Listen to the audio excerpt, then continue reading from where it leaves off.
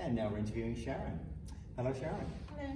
Sharon, can you tell us about when you started dancing, how you started dancing? I started in my small town called Ballroom Fit in Newcastle in New South Wales, where it was the only place that wasn't church that my dad would let me go was ballroom dancing, where there were boys. Yes. Yes. So yes. I was 13. Yes, but tell us more about what you did after that. So I know that you've been to England and you've had quite an extensive career, haven't you? Yeah. So I started.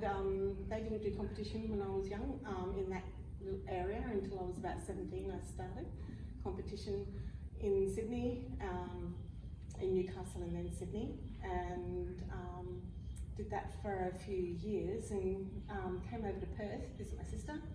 And in the 3 days that I had to choose, I met a potential dance partner. Yes. And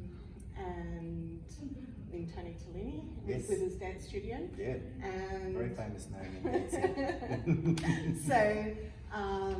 So then became part. He was going off to England with his formation team at that time. It was a Latin formation team. They did very, very well. Very successful. Very successful.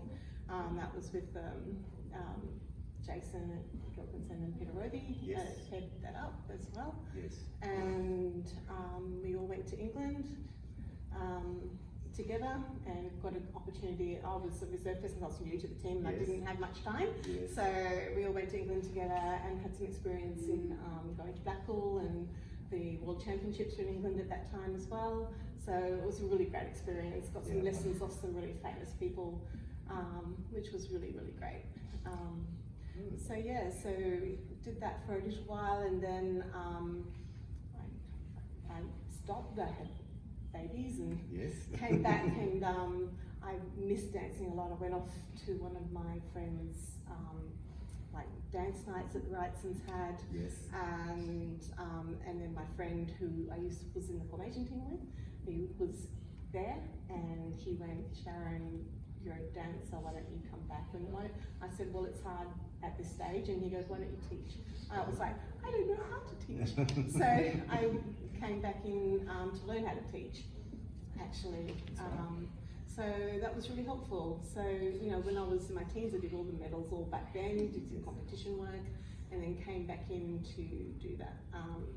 Some teaching where I met you. That's how we met, exactly, through Wrightson's Dance Studio. That's right. Teaching at the same period, at the same time. So that was really nice, and that's how we got to know each other. Yes. So a long time. And then after a few years doing that, I ended up doing Argentine tango. Yes. And then from going to Buenos Aires many times, 6 times. Yes. I came back and I also taught tango after that. Yes. I used to help because of my dance background, help teach in the beginning to help my friend Juan Rando start his classes off, just to help him learn language around teaching as well, because when I was at Wrightson's I also did my teaching certificate as well. So one was from Wrightson's. One was from Wrightson's as well, yes, as a student. That's right. Yeah. And so we got to carry on and do Argentine tango, and came back after I'd been to Buenos Aires a little bit more and started my own classes. I needed to consolidate my learning. Yes. So, and one way to do that is to teach and work out what it is in your head that you want to do. Yeah. So all my ballroom history and everything went into that, and then now I'm here. Great. And how did you Back start to with ballroom? How did you start with Ballroom Fit?